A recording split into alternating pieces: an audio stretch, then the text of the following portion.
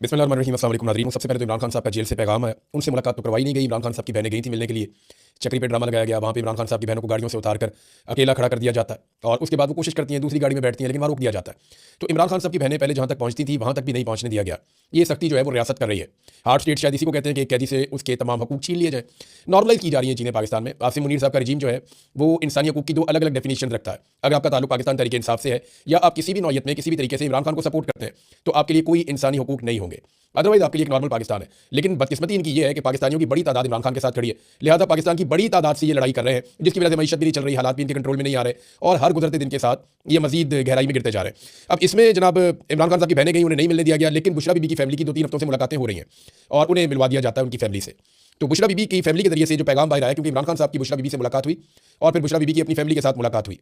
तो ये जो मुलाकात हुई, इस मुलाकात में इमरान खान साहब ने कहा कि मुझे मेरे टेस्ट जो हुए हैं उनके रिजल्ट्स नहीं दिए गए, आंख का मामला जो है वो सीरियस है और इमरान खान साहब ये चाहते हैं कि उनकी आंख का जो मसला है वो हल हो और उनकी आंख का बेहतर इलाज हो ताकि वो ठीक हो सके। और उन्हें कुछ बात के ऐसा लगता है कि शायद उन्हें शकूक व शुबहात भी हैं कि उन्हें उनके टेस्ट नहीं दिए जा रहे और जो टेस्ट है वो उनके डॉक्टर के साथ भी शेयर नहीं किए गए। यानी जो मेडिकल रिपोर्ट आई इमरान खान साहब की, वो जो एक्सपर्ट्स हैं उनके मुताबिक मुकम्मल नहीं है। एक्सपर्ट्स ये कहते हैं कि ये नामुकम्मल रिपोर्ट है और इसमें सारी चीज़ें नहीं बताई गई। इमरान खान साहब ने जेल से पैगाम दिया है कि मुझे मेरे डॉक्टर्स आसिम यूसुफ और फैसल सुल्तान तक फौरी तौर पर रसाई दी जाए। ये इमरान खान साहब का एक मुतालबा है जो बुशरा बीबी की फैमिली के जरिए से बाहर आया। तो ये इंपॉर्टेंट है, लेकिन इमरान खान साहब को उनकी फैमिली से मिलवाना या उनके ज़ाती मुआलिजीन से मिलवाना ये इस वक्त हुकूमत की प्रायोरिटी नहीं है। हुकूमत ये चाहती है कि मैक्सिमम चीज़ों को छुपाया जाए। देखिए, अगर तो इमरान खान साहब के स्टेटमेंट का ही मामला है ना, तो फिर मुलाकात करवा देनी चाहिए थी कम से कम इमरान खान साहब के डॉक्टर से, क्योंकि जो डॉक्टर्स वाला मामला है वो बिल्कुल डिफरेंट है। वहाँ पे एक चीज़ तो बड़ी क्लियर है कि इमरान खान साहब के जो डॉक्टर्स हैं वो कभी भी कोई पॉलिटिकल बात आकर बाहर करते नहीं है। यानी मोहसिन नकवी साहब ने एक प्रेस कॉन्फ्रेंस किया और ये प्रेस कॉन्फ्रेंस का रीजन मैं आपको बता देता हूँ कि दबाव तो इन पे है, पाकिस्तान के अंदर से नहीं है। ये मैं आपको बता दूं, जो रस्ते पाकिस्तान तरीके इंसाफ ने रोका उससे हुकूमत पे कोई दबाव नहीं है, उससे खैबर पख्तूनख्वा की हुकूमत के ऊपर दबाव है। चंद हज़ार लोग बैठे हुए हैं, तो ये चंद हज़ार लोग कोई इनकलाब तो नहीं ले आएंगे पाकिस्तान में। हाँ, जो रस्ते ये बंद करेंगे उसके बाद इन्हीं पर दबाव आएगा। ये मैं आपको फिर बता रहा हूँ कि या तो पूरा पाकिस्तान निकल आता ना, पंजाब के रस्ते अगर बंद कर पाए पाकिस्तान तरीके इंसाफ तो फिर दबाव हुकूमत के ऊपर आएगा। सिंध के रस्ते अगर बंद कर पाए पाकिस्तान तरीके इंसाफ और बलूचिस्तान के रस्ते बंद कर पाए, आज़ाद कश्मीर और गिलगित बल्तिस्तान के रस्ते बंद कर पाए, तो ये हुकूमत के ऊपर, एस्टैब्लिशमेंट के ऊपर दबाव आएगा। खैबर पख्तूनख्वा के रस्ते अगर ये बंद करेंगे तो फिर उससे फर्क कोई नहीं पड़ेगा ना। देखिए, वहाँ पे तो फ्री हैंड है, आप 10 लोग भी जाकर रास्ता बंद कर सकते हैं, पुलिस आपको डंडा नहीं मार सकती, जाकर आप बैठ जाए सड़क के ऊपर। तो वो चंद हज़ार लोग हैं, उनसे कोई इनकलाब नहीं आ रहा। ये टाइम बहुत ज़ाया किया पाकिस्तान तरीके इंसाफ ने। जिस वक्त इमरान खान ने कहा था कि स्ट्रीट मूवमेंट की तैयारी करो, उस वक्त ये रैलियां और जलसे जुलूसों की बजाय गली मोहल्लों के अंदर इनको बाकायदा मेंबरशिप करनी चाहिए थी, पूरी एक तैयारी करके मैदान में आना चाहिए था। जिनको साइंटिफिकली एक तैयारी होती है एक तहरीक की, वो तैयारी नहीं कर पाई पाकिस्तान तरीके इंसाफ। अब वो उनकी शायद सोच कुछ और है, वो ये सोचते हैं कि कोई मिरेकल हो जाएगा और पूरे पाकिस्तानी खुद ही निकल आएंगे। एक दिन निकलेंगे तो सही पाकिस्तानी इस निज़ाम के खिलाफ, आज नहीं निकलेंगे, कल निकलेंगे, परसों निकलेंगे, एक दिन निकलेंगे जरूर, लेकिन कब निकलेंगे इसके लिए आपको कोशिश करनी पड़ेगी। वो कोशिश अभी दिखाई नहीं दे रही। ये जो रस्ते बंद हैं, अब कोई समझ नहीं आ रही कि रस्ते खोलने हैं या बंद रखने हैं, ना किसी का कोई मौक़िफ़ सामने आ रहा है कि ये कब तक बंद रखने हैं। जिन लोगों ने रस्ते बंद किए हुए हैं वो तो बड़ी जरूरत का मुजाहरा कर रहे हैं। ये खुर्रम निशान साहब हैं, उनके अलावा एक जो है वो शायद खटक भी गए हुए हैं, बाकी लोग भी गए हुए हैं। हालांकि रस्ते पहले बंद हो गए थे, रस्ते खालिद खुर्शीद ने और बंद किए थे यूथ विंग के जरिए से, खुर्रम निशान ने बंद किया, कुशालगढ़ वाला रास्ता, एक और रास्ता भी। और इसी तरह जो है वो अहमद खान न्याजी हैं, इमरान खान साहब के अजीज़, जो उनकी सिक्योरिटी में भी आपको आगे आगे दिखाई देते थे। वो अहमद न्याजी साहब जो है उन्होंने भी रास्ता स्वाबी में वो बैठे हुए। अब वो लोग ये कहते हैं जनाब हमें यहाँ पे बड़ी तादाद में लोग चाहिए, इमरान खान को रिहा करवाएंगे। वो तादाद वैसे बढ़ नहीं रही और ना कोई उन धरनों को ओन कर रहा है ना डिसोन कर रहा है। पाकिस्तान तरीके इंसाफ की अजीबोगरीब हरकत है। वो सिर्फ ये कह रहे हैं कि हमने यहाँ धरना दिया हुआ है कौमी असम्बली में या पार्लियामेंट लॉजेस में या खैबर पख्तूनख्वा हाउस में, वो उन धरनों को अहमियत दे रहे हैं। अच्छा, एक बैन अवी दबाव भी है इंटरनेशनली, लोगों को इमरान खान की सेहत के हवाले से, उनकी आंख की बिनाई जाने के हवाले से काफ़ी फिक्र है। और उसके बाद बैन अवी दबाव आया तो मोहसिन नकवी साहब ने एक प्रेस कॉन्फ्रेंस की और उन्होंने जो सारा इल्ज़ाम है और मुद्दा उठा के अलीमा खानम पर डाल दिया। देखिए ना, इमरान खान की आंख खराब हुई तो अलीमा खानम ने तो नहीं की।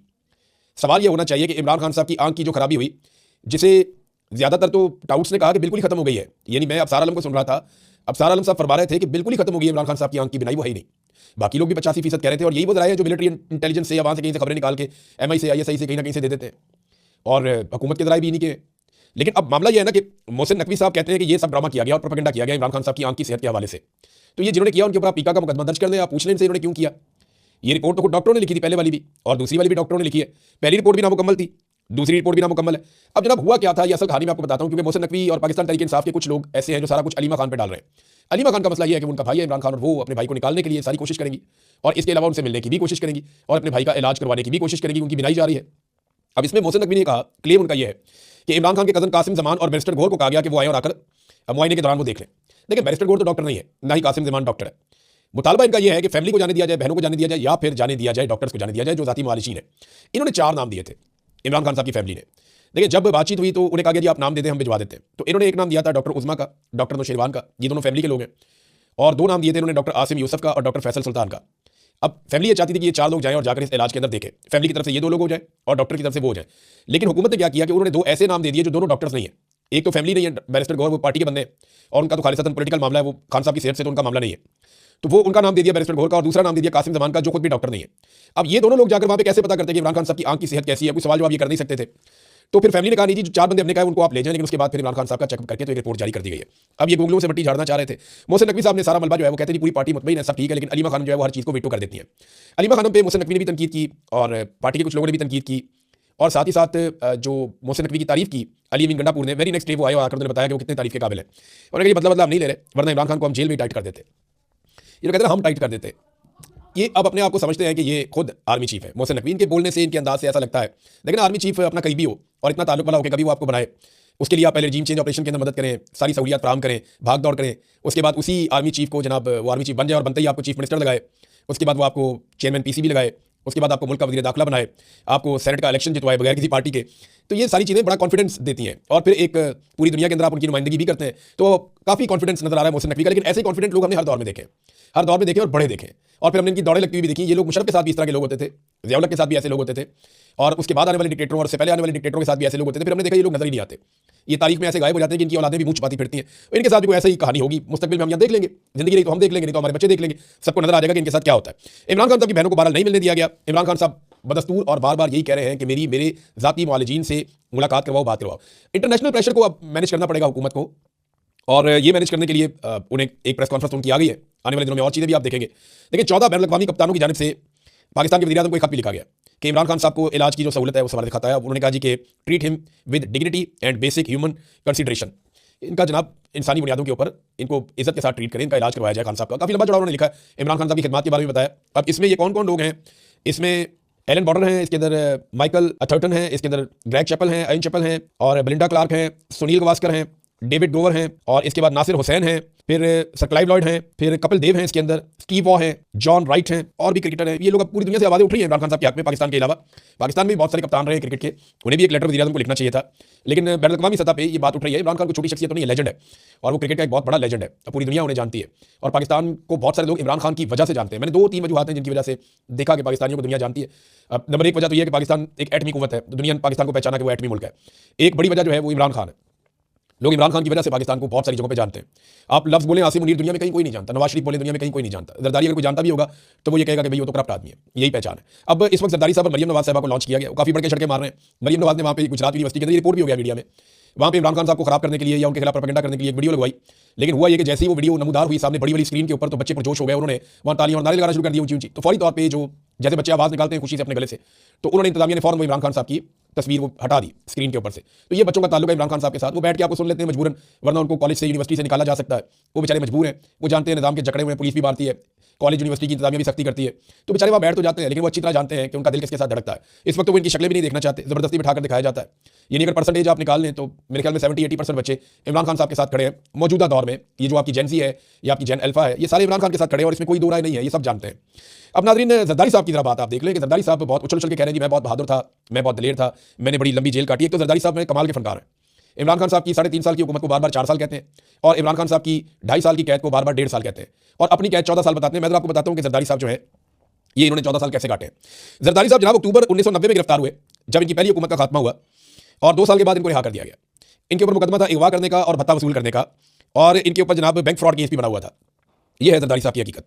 फिर 1998 में न्यूयॉर्क टाइम के अंदर एक इंकशाफ आता है, 97 के एंड में गिरफ्तार होते हैं, और 98 में न्यूयॉर्क टाइम में एक इंकशाफ से भरपूर एक कहानी छपती है जिसमें बताया जाता है कि बैनुल अक़वामी घपलों में किस तरह आसिम अली जरदारी और उनकी हुकूमत इन्वॉल्व है। मिर्ज़ा भुट्टो का भी नाम आता है, और सारी तफसीलात जरदारी के बारे में 1998 में न्यूयॉर्क टाइम्स ने लिखी थी, और आज तक इन्होंने न्यूयॉर्क टाइम के ऊपर किसी किस्म का कोई दावा नहीं किया।